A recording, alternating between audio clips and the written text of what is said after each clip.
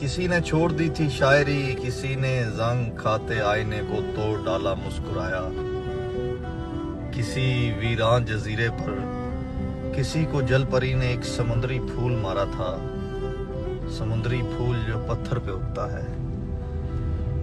کسان 21 سالوں میں جواں بیٹی کے کانوں پر فقط 1 تولہ چاندی ہی اگا پایا.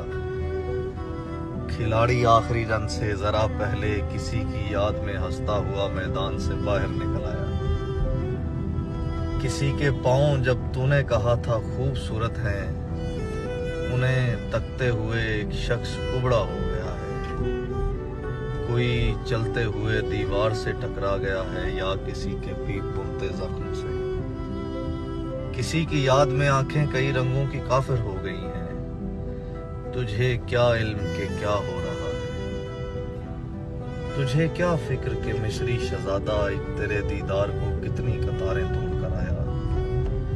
تجھے کیا فکر کہ مہتاب تیری چھت پہ ٹھہرا ہے یا الو. تجھے کیا فکر کہ شاعر نے نظمیں چھوڑ دی.